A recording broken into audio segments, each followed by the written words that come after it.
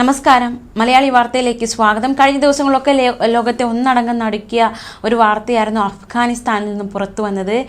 തുടരെ 2 ഭൂകമ്പങ്ങൾ ഉണ്ടായി. മരണസംഖ്യ 1000-ഓളം ഉയർന്നിരിക്കുന്നു. അതിനു പിന്നാലെ കഴിഞ്ഞ ദിവസം വീണ്ടും അഫ്ഗാനിസ്ഥാനിൽ ഭൂകമ്പം ഉണ്ടായിരിക്കുകയാണ്. എന്താണ് സംഭവിക്കുന്നതെന്ന് മനസ്സിലാകാതെ ജനം ആകെ ഭയന്നിരിക്കുകയാണ്. തെക്ക് കിഴക്കൻ പ്രവിശ്യയിലാണ് വീണ്ടും ഭൂകമ്പം ഉണ്ടായിരിക്കുന്നത്. ആൾനാശമുണ്ടായതായി റിപ്പോർട്ടുകളില്ല. 5.5 തീവ്രതയാണ് രേഖപ്പെടുത്തിയിരിക്കുന്നത്. ജലാലാബാദിന് 10 കിലോമീറ്റർ ചുറ്റളവിലാണ് ഭൂകമ്പത്തിന്റെ പ്രഭവ കേന്ദ്രം. ജലാലാബാദ് നഗരത്തിന് സമീപം കുനാർ പ്രവിശ്യയിലാണ് ഭൂകമ്പമുണ്ടായത്. 2 ദിവസത്തിനുള്ളിലാണ് അതേ മേഖലയിൽ വീണ്ടും ഭൂകമ്പം ഉണ്ടായിരിക്കുന്നതെന്നതും ഏറ്റവും ശ്രദ്ധേയം. അഫ്ഗാനിസ്ഥാനിൽ സമീപ വർഷങ്ങളിലുണ്ടായ ഏറ്റവും വലിയ ഭൂകമ്പങ്ങളിൽ ഒന്നായിരുന്നു ഞായറാഴ്ച ഉണ്ടായത്. അതിന് പിന്നാലെ തന്നെ മറ്റൊരു ഭൂകമ്പം ഉണ്ടാകുന്നു. ഇപ്പോൾ കഴിഞ്ഞ ദിവസം വീണ്ടും 3ാമതൊരു ഭൂകമ്പം ഉണ്ടാകുന്നു. ജനം ആകെ ഈ ഒരു ഭൂകമ്പങ്ങൾ തുടരെ അവരുടെ പ്രദേശത്തുണ്ടാകുമ്പോൾ അവർക്കുണ്ടാകുന്ന അങ്കലാപ്പ്, ആശങ്ക, നഷ്ടങ്ങൾ അത് ചിന്തിക്കാവുന്നതിലും അപ്പുറമാണ്. ഞായറാഴ്ച രാത്രി 11:47 അന്ന് നേരത്തെ ഭൂകമ്പം ഉണ്ടായത്. അന്നുണ്ടായ ഭൂകമ്പത്തിൽ തന്നെ മരണസംഖ്യ 1411 കഴിഞ്ഞിരിക്കുകയാണ്. മരണസംഖ്യ ഇനിയും ഉയരുമെന്നും മുന്നറിയിപ്പുണ്ട്. 3124 പേർക്കാണ് അന്നത്തെ ഭൂകമ്പത്തിൽ പരിക്കേറ്റത്. 5400 വീടുകൾ തകർന്നടിഞ്ഞു. ഹിന്ദുക്കുഷ് പർവ്വത മേഖലയിലെ 4 ഗ്രാമങ്ങൾ തകർന്നടിഞ്ഞു. ധാരാളം പേർ കെട്ടിട അവശിഷ്ടങ്ങൾക്കിടയിൽ കുടുങ്ങിക്കിടക്കുന്നതായി അഫ്ഗാൻ റെഡ് ക്രസന്റ് സൊസൈറ്റി വ്യക്തമാക്കിയിരുന്നു. മാത്രമല്ല, രക്ഷാപ്രവർത്തനമൊക്കെ തുടരുകയാണ്. ലോകരാജ്യങ്ങൾ അഫ്ഗാനിസ്ഥാന് പിന്തുണ പ്രഖ്യാപിച്ചിട്ടുണ്ട്. യൂറോപ്യൻ യൂണിയൻ 10 ലക്ഷം യൂറോയുടെ സഹായം എത്തിക്കുമെന്ന് അറിയിച്ചിട്ടുണ്ട്. മരുന്നും തുണിത്തരങ്ങളും അടക്കമുള്ള സാധനങ്ങൾ നൽകുമെന്ന് യൂണിസെഫും വ്യക്തമാക്കിയിട്ടുണ്ട്. ഞായറാഴ്ച പുലർച്ചെയുണ്ടായ ഭൂകമ്പത്തിൽ നംഘർഹാർ, കുനാർ പ്രവിശ്യകളിലായി വൻ നാശനഷ്ടമാണ് ഉണ്ടായത്. കുനാറിലാണ് കൂടുതൽ നാശമുണ്ടായത്. ഭൂകമ്പത്തിന് പിന്നാലെ മണ്ണിടിച്ചിലുണ്ടായതോടെ കുനാറിലെ പ്രധാന റോഡുകളിലെ ഗതാഗതം തടസ്സപ്പെടുകയുണ്ടായി. ഒറ്റപ്പെട്ട ഗ്രാമങ്ങളിലേക്ക് രക്ഷാപ്രവർത്തകർക്ക് എത്തിച്ചേരാൻ വലിയ പ്രതിസന്ധി ഉണ്ടായി. 5000-ലധികം വീടുകൾ തകർന്ന് തരിപ്പണമായി. അഫ്ഗാനിസ്ഥാനിൽ സമീപ വർഷങ്ങളിലെ ഏറ്റവും വലിയ ഭൂകമ്പമാണിത്. ദുരിതബാധിതർക്ക് വിദേശ സഹായം അഭ്യർത്ഥിച്ച് താലിബാൻ ഭരണകൂടം രംഗത്തെത്തി. 2021 താലിബാൻ അധികാരമേറ്റ ശേഷം അഫ്ഗാനിലുണ്ടായ ഏറ്റവും ശക്തമായ 3ാമത്തെ ഭൂകമ്പമാണ് ഞായറാഴ്ച സംഭവിച്ചത്. 2022 ഗോസ്റ്റ് പക്തികളിലുണ്ടായ ഭൂകമ്പത്തിൽ 1160 പേർക്കാണ് ജീവൻ നഷ്ടമായത്. 2023 ഹെറാത്ത് പ്രവിശ്യ വിറപ്പിച്ച ഭൂകമ്പം, അതിൽ 1480-ലേറെ പേർ കൊല്ലപ്പെട്ടിരുന്നു. ഇപ്പോൾ ഇത് അഫ്ഗാനിസ്ഥാനിൽ ഈയിടയ്ക്ക് ഞായറാഴ്ച ഉണ്ടായ ഭൂകമ്പത്തിൽ മരണസംഖ്യ 1000 കടന്നിരിക്കുകയാണ്. റിക്ടർ സ്കെയിൽ തീവ്രത 5-ൽ കൂടിയ 4 ഭൂചലനങ്ങൾ ഏപ്രിലിനും ഓഗസ്റ്റിനുമിടയിൽ രാജ്യത്തുണ്ടായിട്ടുണ്ട്. ഇപ്പോൾ ഉണ്ടായിരിക്കുന്ന ഭൂകമ്പം, അതായത് ഞായറാഴ്ച ഉണ്ടായിരിക്കുന്ന ഭൂകമ്പം കുനാർ പ്രവിശ്യയിലെ നൂർഗാൽ, സാവ്കി, വാട്ട്പൂർ, മനോഗി, ചബദാര ജില്ലകളാണ്. ഇവിടങ്ങളിലൊക്കെ മരണമുണ്ടായിരിക്കുകയാണ്. ഭൂമിക്കടിയിൽ 8 കിലോമീറ്റർ ആഴത്തിലാണ് ഭൂകമ്പം ഉണ്ടായത്. ആഴം കുറഞ്ഞ ഭൂകമ്പങ്ങൾ കൂടുതൽ നാശനഷ്ടങ്ങൾ വരുത്തിവെക്കാൻ സാധ്യതയുണ്ട് എന്നതും ഇവിടെ ഏറ്റവും ശ്രദ്ധിക്കേണ്ട കാര്യം തന്നെയാണ്. അതിഭീകര ഭൂകമ്പങ്ങൾക്ക് സാധ്യതയേറിയ മേഖലയാണ് അഫ്ഗാനിസ്ഥാൻ. പ്രത്യേകിച്ച് ഇന്ത്യൻ യുറേഷ്യൻ ടെക്ടോണിക് പ്ലേറ്റുകൾ കൂടിച്ചേരുന്ന ഹിന്ദുക്കുഷ് പർവ്വത മേഖലകളിൽ. 2023 ഒക്ടോബർ 7 അഫ്ഗാനിലുണ്ടായ ഭൂകമ്പത്തിൽ 4000-ലധികം പേർ മരിച്ചുവെന്നാണ് താലിബാൻ ഭരണകൂടം അറിയിച്ചിരിക്കുന്നത്. അതേസമയം 6.3 തീവ്രത രേഖപ്പെടുത്തിയ അന്നത്തെ ഭൂകമ്പത്തിൽ 1500-ഓളം പേരാണ് മരിച്ചതെന്നാണ് ഐക്യരാഷ്ട്ര സംഘടന പറയുന്നത്. കിഴക്കൻ അഫ്ഗാനിസ്ഥാനിൽ ഞായറാഴ്ച രാത്രിയിലുണ്ടായ ഭൂചലനത്തിൽ ഇപ്പോൾ 1000-ലധികം പേർക്ക് ജീവൻ നഷ്ടപ്പെടുന്ന സാഹചര്യമുണ്ടായി.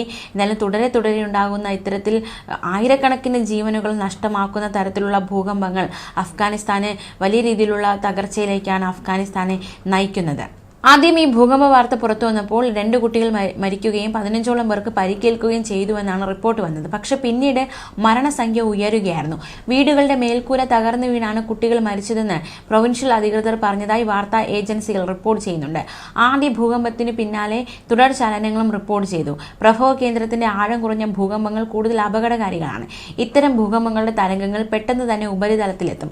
അതിനാൽ നാശനഷ്ടങ്ങൾ കൂടാനുള്ള സാധ്യതയും വളരെ കൂടുതലാണ്. കിഴക്കൻ അഫ്ഗാനിസ്ഥാൻ പലയിടത്തും ശക്തമായ ഭൂചലനം അനുഭവപ്പെട്ടപ്പോൾ പാകിസ്ഥാൻ തലസ്ഥാനമായ ഇസ്ലാമാബാദിലും ഇതിന്റെ പ്രകമ്പനമുണ്ടായി. ഇസ്ലാമാബാദിൽ നിന്ന് ഏകദേശം 370 കിലോമീറ്റർ അകലെയാണ് ഈ പ്രദേശം. യൂറേഷ്യൻ ഇന്ത്യൻ ടെക്ടോണിക് പ്ലേറ്റുകൾ കൂടിച്ചേരുന്ന ഭാഗത്താണ് അഫ്ഗാനിസ്ഥാൻ സ്ഥിതി ചെയ്യുന്നത്. അതിനാൽ ഇവിടെ ഭൂകമ്പങ്ങൾ ഉണ്ടാകാനുള്ള സാധ്യത കൂടുതലാണ്. കനത്ത മഴയ്ക്കും വെള്ളപ്പൊക്കത്തിനും പിന്നാലെയാണ് ഭൂചലനം ഉണ്ടായത്. കനത്ത മഴയെ തുടർന്ന് നംഘർഹർ പ്രവിശ്യയിൽ വെള്ളിയാഴ്ച രാത്രിയും ശനിയാഴ്ചയുമായി കനത്ത നാശനഷ്ടം സംഭവിച്ചിരുന്നു. 5 പേർ മരിച്ചു. കൃഷിയിടങ്ങളും വീടുകളും വീടുകളും നശിച്ചു.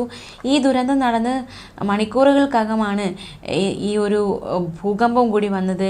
അത് ആദ്യ ഭൂകമ്പത്തിൽ ഒരുപാട് നാശനഷ്ടങ്ങൾ ഉണ്ടാകുന്നു, ജീവൻ നഷ്ടമാകുന്നു, അതിനുശേഷം വീണ്ടും ഒന്നുണ്ടാകുന്നു, ഇപ്പോൾ കഴിഞ്ഞ ദിവസവും മറ്റൊന്നുണ്ടായിരിക്കുന്നു.